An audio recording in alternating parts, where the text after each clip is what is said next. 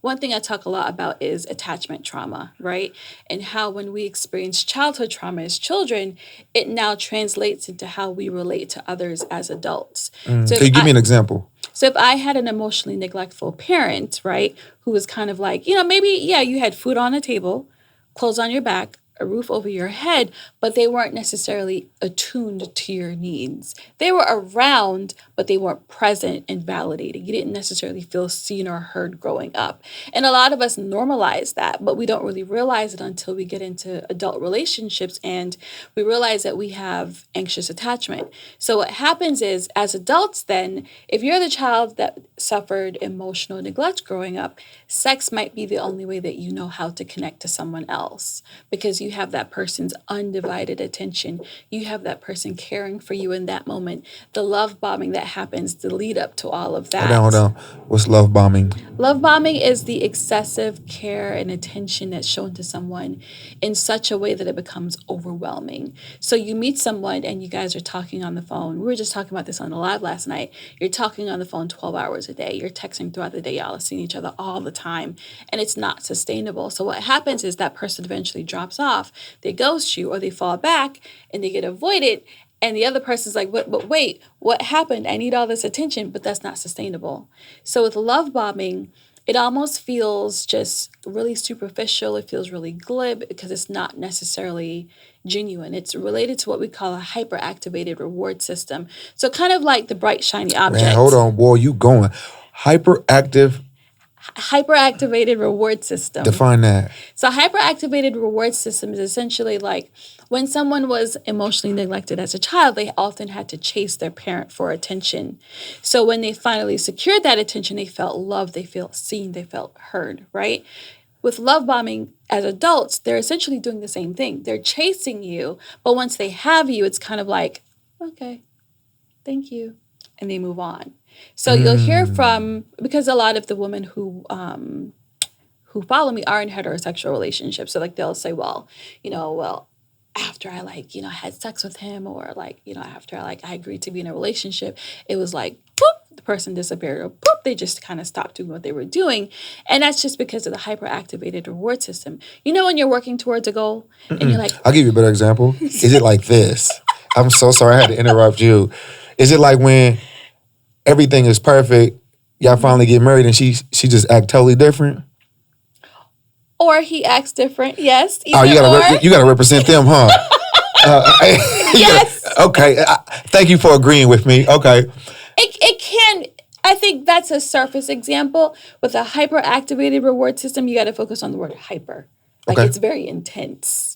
So think of it as like the Olympics and you're running towards a goal. Like you're literally sprinting towards a goal. It's very intense. So that's why love bombing, it feels so good because you're like, oh my God, this is all the attention that I wanted to have growing up that I did not have. You're not necessarily articulating in that way, but it feels good. So when we're chasing something constantly and now we finally have it and you're like, oh shit, I can't get enough of this. And you're just like, I want more. The hyperfixation though, can you give me some examples? I mean, you're giving me examples of the Olympics, right? Running towards the ultimate goal, but like, what really happens out here now? Like, what does a man or a woman do that you could give cue to the audience that like, man, I need to look out for that because that could be happening to me right now. So for a woman, it's typically the people pleasing, auditioning, and performing that they don't necessarily look at as love bombing. They'll say, well, only men love bomb. And I'll be like, y'all do it too, because you people please. You go over there, for example, and start cooking, cleaning, playing chauffeur, paying bills, cleaning house, doing all these, what I like to say, like the help stuff, because you want to prove yourself that you're good enough, right? Because you're activated now. And you're like, oh my God, I have to be chosen. They have to want me, right? And you're doing all these things. And then if it doesn't result in a relationship, then you're upset later on. Same thing with the guy. The guy may be taking you out on dates, taking you out on trips, buying you jewelry, doing all these things. And it feels like, it feels overwhelming. It feels like a lot. But we've normalized it because we're just like, well, they're supposed to do all these different things. They don't really know you, right? So why do you think they're really doing it? What's their underlying drive for doing this? And oftentimes they don't even realize why they're doing it. No one really realizes why they're doing what they're doing when they're doing it. They're just doing it. And so we've normalized it so much where we just say, well, on the first date, you should. I saw this meme on I think it was a Facebook group. Somebody said, well, on the first date, he should buy me a dress for me to go out on a first date with him. How old was she? I don't know. But she I'm looked like just she was in her curious. That sound like- 20s. Yeah. And I was like, what? Yeah, he should buy me a dress, get my nails done. And I was like, oh, okay. For the first date. So sometimes I have to ask myself, do people really want genuine, authentic, connected relationships, or do they want transactional relationships? An imbalanced power dynamic, right? What's going to happen is someone has more power in the dynamic than the other person, right? So how people try to manage that is with sex and money. With, women say, if you want to have sex with me, you're going to give me money. And men are like, well, if you want this money, you're going to have sex with me. That's what we call transactional relationships. Mm-hmm. So whether it's the guy or the girl, depending on what's going on, that's what they're often bartering and trading with each other. So we don't, in today's society, it can often feel like, well, these relationships are transactional. They're not necessarily authentic and connected. No one's really doing their own inner work. No one's looking and saying, well, a lot of women will say, and how I know this is because there's this, women will say in the comments and in my DMs, there's this conflation between sugaring, right, and wanting to be in a relationship, and femininity, for example. And so a lot of them will get burned in these relationships because their activated attachment wounds still show up later on. So they'll find someone who is the daddy that they never had, but they'll also say to me, yeah, my father never paid child support. So therefore, I wanted to find a man who was wealthy, who was well-to-do, who could pay the bills. But they do that to the exclusion of whether or not this person is emotionally healthy. So then they find themselves in a position where, because this guy already knows there's an imbalanced power dynamic, that's why he's dating you. You don't realize it. All your eyes see is through your inner little girl lens that says, oh, he's rich like my daddy was. I want to be with this person. Never realizing that you're probably also choosing someone who's not going to be there for you emotionally like your father wasn't, because he wasn't around financially or emotionally. Have you ever been in a situation where you've been love bombed? Absolutely. Got you. Men try to love bomb me all the time. Mm-hmm. Like, how do you combat that? You set boundaries, and you try to slow it down, because you want that situation to be kind of like a slow candle burn, a fireplace fire, not a raging forest fire, right? So if we allow the raging forest fire to take place, then you're just going to get burned at some point. You said, though, slow it down like a candle, like a slow burning candle. Mm-hmm. You said set boundaries. I'm going to bring you back to that because I asked, what can you do? You said set boundaries. Mm-hmm. Can you give me some examples of how you set boundaries? You might say, so let's just say you've seen each other on Sunday. They want to see you on Tuesday, and they're like, yeah, so can we set a date for let's go away this weekend, for example, from Friday through Monday, right? And then this happens. This totally happens. I did that before. Yeah. So I'm trying to smash. I did it before. Okay. So the first week, y'all are going away together, and y'all don't even know each other. Y'all haven't really spent time together at all, right? Getting to know each other is literally the first week. You might say to the person, well, I'd love for us to spend more time together, but, can we just do it in a setting that doesn't require us to go away together? Can we slow down the pace a little bit? I love talking to you. I love that, you want to get to know me, and I want to get to know you too, but I kind of want to just make sure that we're doing it at a pace that, feels really safe for both of us. I really believe that we've lost the art of just truly getting to know each other as people, right? As friends, and building that foundation before you just kind of jump into something. Why do you think we lost that art? Because I just think in the media, we romanticize these fast-paced, these fast-burning relationships, right? Women, for instance, and I know some people are going to disagree with me on this, because it's not... Okay. So it's not always people want to be the rule but don't realize that their friends' stories are really just the exceptions. So the whole a man knows when he first looks at you whether or not you're his wife. So Mm. they almost expect the same way, and this is where it goes back to. The connection is back to when you're first born and your parent sees you, right? And they're like, "Oh my God, I love you. You're so sweet." They want that same, like the first day he meets you, to basically say, "Okay, you're my wife. Let's go get married. Let's go to the church." And a lot of women are just disappointed if, like, literally they'll say to me in my DMs, "Well, it's been 3 weeks and I don't know whether or not we're going to be exclusive yet." Y'all, you don't even know this person. Their representative is still here. There's a running joke in my Facebook group where we say it's about 10 to 16 weeks where you get to know somebody and really start to really spend time with them and get to know who they are. And that's when you see the real version of who they are. Not necessarily that it has to be like a Jekyll Hyde situation, but you just want to get to know who you're dealing with. Mm. But so many of us are like, well, after 2 weeks, I want to know whether or not I'm going to be your girlfriend. So what's up? Would I suggest that for once we try getting to know someone before we jump into bed with them? Absolutely.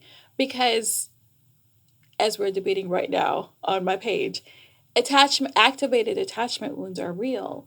And when you don't know who you're choosing, some of us are choosing people who are literally subconscious replicas of the parents who abused us over and over and over again. And we Mm. don't realize that. So when you've done your own inner work, you can say to yourself, well, this person's giving me daddy stuff right now. So maybe I need to fall back and take a minute and really think to myself here, how much does this behavior mirror something else I've experienced in my life?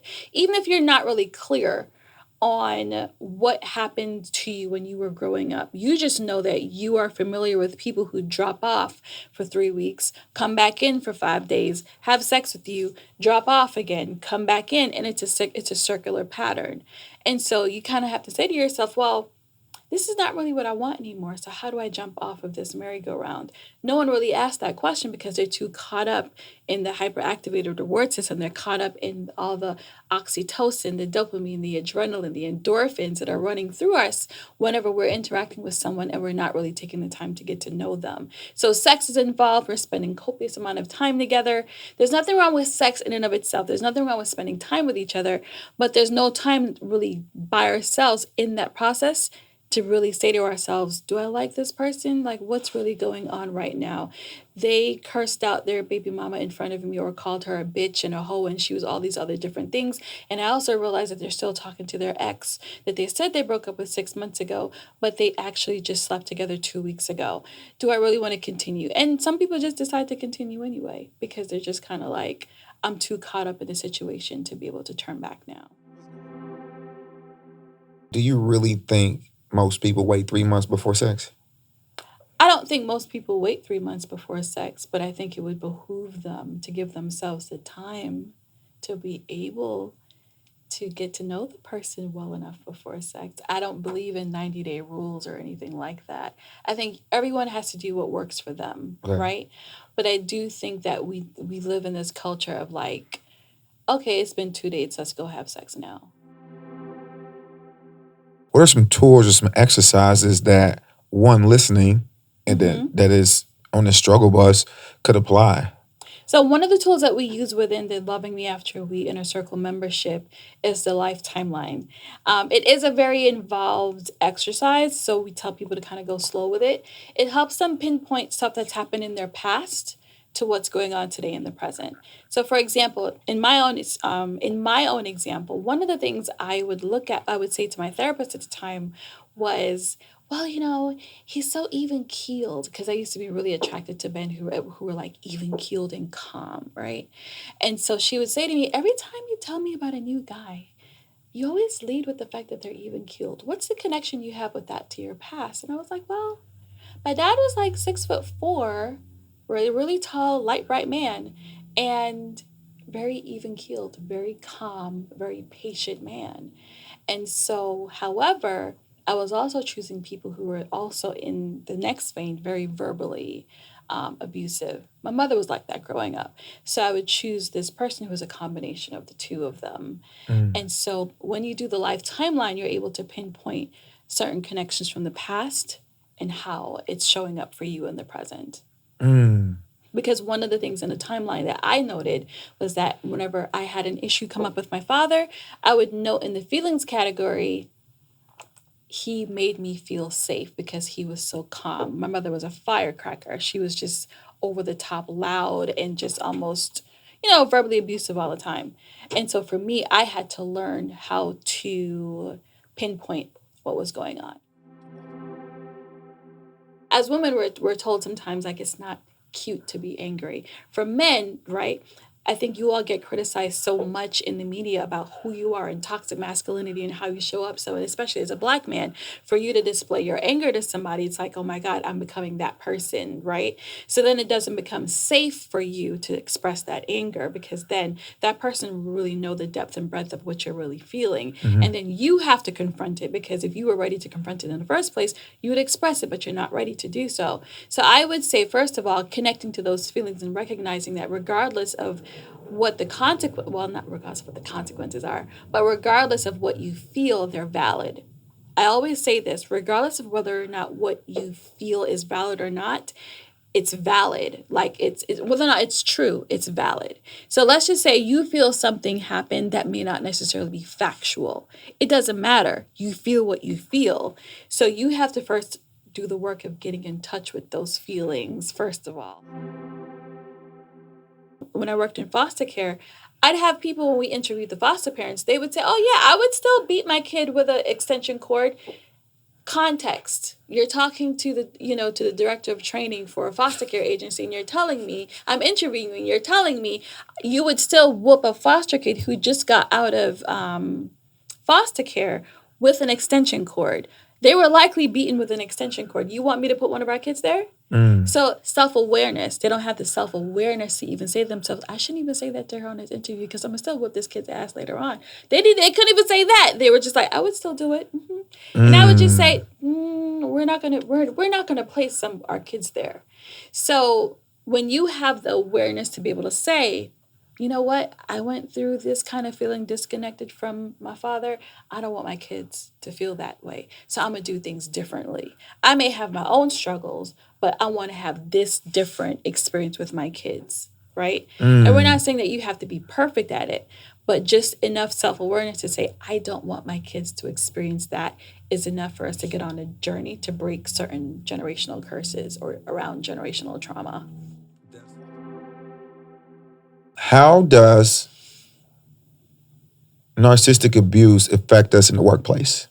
In the workplace? Yeah, like, so if we're going through some like bad times and manipulation and all that type of stuff, as an investor and a real estate investor, and any entrepreneurs out there listening, like how does that affect us? When we're going through the love bomb and we're trying to figure things out, we're going through that emotional roller coasters. What kind of side effects could that, spill into your business and affect your business? So in terms of your business, it could just a myriad of ways. So if we're talking about the workplace, if you really think about it, the workplace has a very similar setup as a parented household. There's your supervisor, CEO, mommy, daddy, right? Your coworkers are like your siblings, right? So how you relate to each other can often feel like you're back home again. So if you have a boss that yells at you like your dad did, you're either going to have the very negative reaction of bawling them out and cursing them out or shutting down and not showing up for work again the next day, or managing a silent, seething resentment for them as you go to work every single day. In terms of entrepreneurship, I definitely think it shows up in terms of our mindset. Being an entrepreneur, you have to get comfortable with investing in yourself. If you've experienced narcissistic abuse, you've often received the message that you're not worthy of the investment. You're not worthy of being loved, seen, or valued. You have to value yourself and your business and what you're doing in order to feel like, I want to go pay $30,000 for this mastermind, right? I want to go pay $50,000 for this experience. And people struggle with that. They struggle with the mindset around that. You'll find entrepreneurs who are still you can see their inner little boy, inner little girl on display, whether it's online or just in person. I mean, at least for me, I'm able to see that. So I can see where someone's operating from. So, for example, if someone experienced trauma, at 12 or 13 years old, they'll language themselves as a 12 or 13-year old in response to you or just to other things that they Define see. that. What do you mean by language So themselves? one of the things that we were talking about this in another Facebook group. One of the things that I see online is like when we clap back at people online, right? And we shame them online because maybe they say something crazy to you in the comments, for example, or maybe you have a customer service issue and y'all are going back and forth in the DMs and you post it and you're like, oh my God, Mm, this is what they said and this is what I had to say to them. That's inner little girl, inner little boy stuff. Because the inner wise parent in you would just say, well, you know what? There's two sides to this. Let me resolve this in a way that's mature, that would still maintain my integrity, that would also put me in a friendly, hopefully professional light. You'll see a lot of people kind of do these clapbacks as businesses online, and you're like, that's so immature. But it really does come from the space of not having the maturity or the professionalism to be able to say, you know what, let me handle this privately because there's really no mhm. educational moment here outside of what my ego wants to display to the community. So I feel like there's so much manipulation, especially in the African American culture, Mm-hmm. because and I feel like it stems from like I like to use the analogy of a slave master, Mm-hmm. and the way that the slave master operated and used us. I feel like a lot of that Mm-hmm. continued to Trickles damage. down. Yeah, because the mom, we do a lot of things by intimidating people, Mm-hmm. and that comes from that. You know what I'm saying? And it's Mm-hmm. like, it's for example, the slave master beats you, doesn't give you shoes. You out there picking the cotton, getting the food. Mm-hmm. You came in to the tiki, you built the tiki, you cooked the food, and then he tells you some shit like, "I love you, Eric, for what you done today." Mm-hmm. And then I say, "I love you too, master." Mm-hmm. But the truth is, he don't love us for who we are. He loves us for what we done for him. Yes. Because the minute you stop, you get whipped, you get hung. And so I feel like that is the narrative of narcissistic abuse. Mm-hmm. And then also, there's just so much to go into it. We're afraid to leave Mm-hmm. because we became dependent Mm-hmm. Because of the person. some slaves stayed when we were free. Yeah, yeah. Yeah. But we stay, but we created this whole motherfucker. But Mm-hmm. we're afraid to leave. Mm-hmm. And so that's my analogy then that I go to, where I tell people that some of the most manipulative people are your mom and your dad. And they use the word mom and dad to manipulate you. I often say that our parents were our first bullies. Mm. Mm-hmm. Why? Because if you really think about it, one of the things I always say, like, shut up or I give you something to cry about, right? If the kid's already crying, they're already crying. You're gaslighting them in that moment. You're telling them that in that moment, what you're upset about isn't worth it. Shut the hell up right now because I don't want to hear it. So you tell that person that they're not worthy of being seen or heard in terms of what's upsetting them.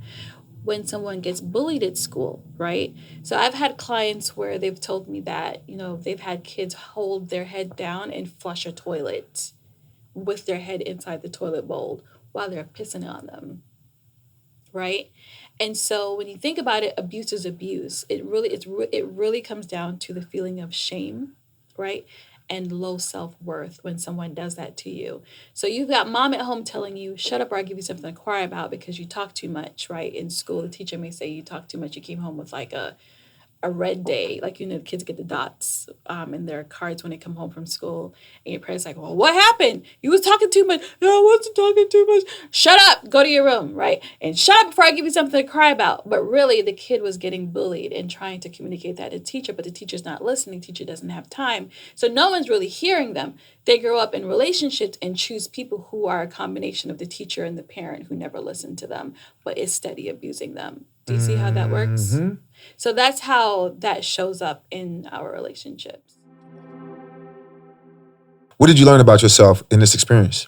I learned that I picked someone who was reminiscent of all the abuse that I'd been through growing up. Mm. And I was more wedded to the idea of marriage and love than I was really to the idea that this needed to be someone who was truly for me, truly connected to me.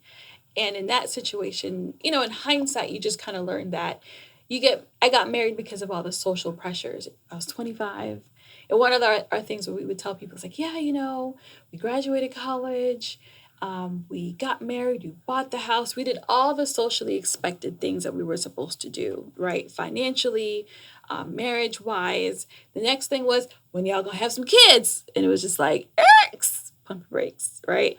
So I learned that I had some inner little girl stuff. I had some trauma bonding stuff going on as well. I had some, abandonment and rejection issues, because truly the marriage should never have happened in the first place. But I think that it needed to happen and it needed to end for me to get to where I am today. Because had I not gone through that experience, I would not be the woman I am today. And I know a lot of women will say, well, I exit all these other things to me. I'm not saying that it needed to happen to you. I'm saying that in my experience, I would not be where I am right now had that not situation unfolded the way that it did. Going through that divorce, did it affect you emotionally a lot, or you kind of went through it because you said that you learned a lot and you knew that it wasn't for you? So was it easy, or would you say deem it as something that was challenging for you? I would say 18 months before we actually divorced, I was like, this marriage should have never started. So I had already prepared emotionally that we were not going to, we were going through therapy. We had friends who were married couples, talking to us, counseling us too. We had the church involved too. And it was a lot. And I think for me, I ultimately started to realize one of the couples therapist said to me, she goes, this is a narcissist, and you are going to have to make significant shifts in yourself in order to accommodate this marriage. And she said, I can't even recommend that you do so. And I was just like, what? And I was actually angry at her when she said that to me. And then today I look back and I think to myself, my God, like she was right. Right. And so ultimately, I had already reasoned within myself that the marriage should not have happened and that it will probably end. But of course, when you're married, you're trying to do everything that you can to see if it's going to work. So when we got divorced, I didn't have this like despair, doom and gloom. It was just kind of like, I was ready for this to be done.